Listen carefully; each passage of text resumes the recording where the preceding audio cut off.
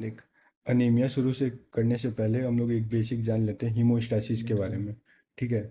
हीमोस्टैसिस क्या होता है? हीमोस्टैसिस ज़्यादा कुछ नहीं है। हमारे शरीर में एक नेचुरल प्रोसेस है, मतलब ब्लड फ्लो कर रहा है, यहाँ से जा रहा है, यहाँ घूम रहा है, जो भी सर्कुलेशन है चल रहा है।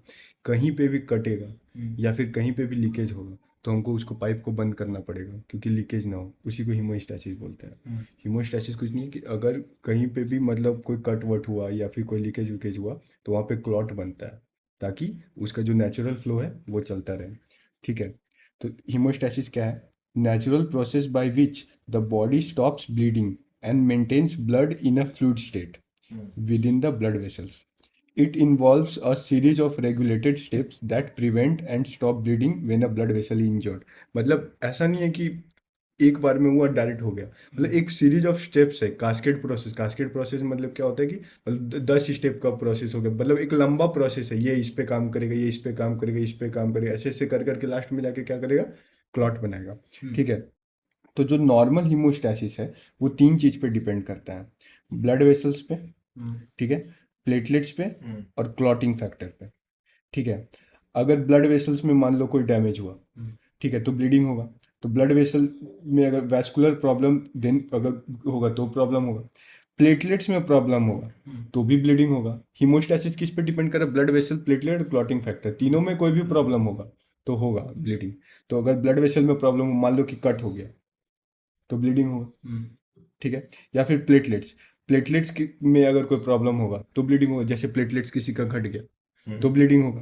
तो non vascular problem then bleeding. जैसे इसको चेक करने के लिए हम लोग सीबीसी चेक करते हैं, पेरिफेरल ब्लड स्मीयर देखते हैं। ब्लड स्मीयर में प्लेटलेट देखते हैं कि प्लेटलेट है कि नहीं है। सीबीसी कंप्लीट ब्लड काउंट होता है, उसमें देखते हैं कि प्लेटलेट कम है, क्योंकि प्लेटलेट कम होगा तो क्लॉट नहीं बना पाएगा। एक होता है फिर क्लॉटिंग फैक्टर, ये भी नॉन वैस्कुलर प्रॉब्लम है जिसके कारण ब्लीडिंग होता है। क्लॉटिंग फैक्टर चेक करने के लिए हम लोग क्या चेक करते हैं? क्लॉटिंग फैक्टर ही चेक करना है तो फैक्टर ऐसे बोलते हैं, फैक्टर चेक करते हैं। और एपीटीटी और पीटीटी, प्रोथ्रोम्बिन टाइम, और एपीटीटी करते हैं। ठीक है, ये चीज। ठीक है। ब्लीडिंग डिसऑर्डर के बारे में बता रहे हैं कि अब बता रहे हैं कि ब्लड वेसल में डैमेज हो रहा है तो ब्लीडिंग हो रहा है। प्लेटलेट में कोई प्रॉब्लम है तो ब्लीडिंग हो रहा है। क्लॉटिंग फैक्टर में प्रॉब्लम है तो ब्लीडिंग हो रहा है। तो कौन सा बीमारी में कौन सा चीज़ डैमेज होता है? तो वही ये ब्लीडिंग डिसऑर्डर कॉजेज क्या है? वेस्कुलर प्रॉब्लम्स, मतलब ब्लड वेसल में प्रॉब्लम है।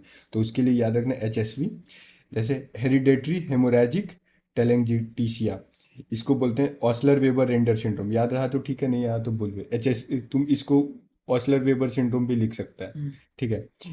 इसमें क्या होगा ना कि जो ब्लड वेसल्स रहता है ना उसका डैमेज होता है। स्कर्वी, स्कर्वी जो विटामिन सी की डिफिशियंसी से होता है, जिससे गम ब्लीडिंग ये सब होता है, उसमें भी क्या होता है तुम्हारा? उसमें भी ब्लड वेसल्स का प्रॉब्लम होता है। वेस्कुलाइटिस, वेस्क्यूल का मतलब क्या होता है? Blood vessel. आइटिस का मतलब inflammation, inflammation of blood vessels, जैसे कि हेनोस्टोलिन परप्यूरा। ठीक है। ठीक है। नॉन वेस्कुलर प्रॉब्लम में क्या था? एक प्लेटलेट्स था, दूसरा था क्लॉटिंग फैक्टर। थ्रोम्बोसाइटोपिनिया मतलब प्लेटलेट्स का अमाउंट कम हो गया। पी, पीनिया का मतलब क्या होता है? कम। थ्रोम्बोसाइटो का मतलब होता है प्लेटलेट, तो थ्रोम्बोसाइटोपिनिया का मतलब प्लेटलेट्स कम। जिसमें कहाँ ब्लीडिंग होगा? इसमें सुपरफिशियल म्यूकोक्यूटेनियस ब्लीडिंग होगा। इसमें मतलब क्या होगा? सुपरफिशियल लेयर में ब्लीडिंग होगा। और अगर क्लॉटिंग फैक्टर में प्रॉब्लम होगा तो डीप ब्लीडिंग होगा, जॉइंट में ब्लीडिंग होगा। तो डीप एंड जॉइंट ब्लीडिंग किस में होता है? मसल ब्लीड किस में होता है? क्लॉटिंग फैक्टर डिफेक्ट में। ठीक है। अब मैकेनिज्म ऑफ हीमोस्टैसिस, हीमोस्टैसिस कैसे होता है? तो जैसे उसके लिए याद रखना है आईवीपीसी। ठीक है। आई से इंजुरी, मान लो कि कहीं ब्लड वेसल में इंजुरी हुआ तो वही blood vessel injured and blood is leaking out of vessels, पहला स्टेज हो गया। दूसरा स्टेज है वेस्कुलर स्पाज्म। मान लो ये पाइप था, ठीक है, यहाँ से ब्लड फ्लो कर रहा था, यहाँ पे कट गया तो यहाँ से क्या होगा? ब्लड लीकेज होगा। तो यहाँ इस ये पाइप क्या करता है ना कि जहाँ पे कटा उसके दोनों तरफ ऐसे सिकुड़ जाएगा, तो यहाँ पे ब्लड फ्लो बंद हो गया, तो यहाँ से ब्लड लीकेज कम हो जाता है। ठीक है, उसको बोलते हैं वेस्कुलर स्पाज्म। क्या होता है? Smooth vessel near the injured site contracts to reduce blood flow to the injured site. यहाँ तक तो समझ आया? कोई दिक्कत? Reducing blood loss. फिर क्या होता है? फिर होता है, सबसे पहले आता है प्लेटलेट, उसके बाद आता है तुम्हारा क्लॉटिंग फैक्टर। तो सबसे पहले आया प्लेटलेट प्लग फॉर्मेशन। इसमें क्या होगा? जहाँ पे इंजर्ड साइट है वहां से वो केमिकल रिलीज होगा। वो केमिकल जो मसल में कोलेजन होता है ना, टिश्यू ये सब में कोलेजन, उसके साथ रिएक्ट एक्टिवेट करेगा। मतलब मान लो यहाँ पे मान लो कुछ डैमेज हुआ, ठीक है, तो यहाँ से एक केमिकल रिलीज होगा। ठीक है, केमिकल ये कांटेक्ट करे किसके साथ करेगा, कोलेजन के साथ। जैसे ही एक ये दोनों आपस में मिलेगा ना, फटाक से प्लेटलेट एक्टिवेट हो जाएगा। प्लेटलेट एक्टिवेट हुआ तो प्लेटलेट प्लग बन जाएगा। वही है, chemical release from the injured side comes in contact with collagen, मतलब जो स्किन जो ब्लीडिंग जहाँ हो रहा था, platelets gate activated and platelet plug is formed. Platelet काम हो गया, अब किसका काम आएगा, क्लॉटिंग फैक्टर का। तो नेक्स्ट आता है कोआगुलेशन। कोआगुलेशन में क्या होता है कि जो फाइब्रिन, वो मतलब हमको कोआगुलेट वो काम करना है, वो क्लॉटिंग फैक्टर का काम करना है, तो फाइब्रिनोजेन जो है वो फाइब्रिन में कन्वर्ट होगा। वो क्या होगा, देखो मिला जुला के क्या है ना कि प्लेटलेट्स ही क्लॉट कराएगा, क्लॉट कोई और नहीं कराएगा। वो जो थक्का बनेगा ना वो प्लेटलेट्स का बनेगा। लेकिन सवाल ये है कि वहां पे हमको प्लेटलेट्स चाहिए बहुत ज्यादा, तो हम बहुत ज्यादा प्लेटलेट्स कैसे बनाए। तो किसी मछली पकड़ने के लिए तुम क्या बनाते हो, जाली, जाली बनाते हो ना, तब मछली पकड़ाता है। तो प्लेटलेट से मछली, हमको पकड़ना है मछली ताकि हम वहां पे ब्लीडिंग रोक पाए, तो हमको क्या चाहिए, जाला।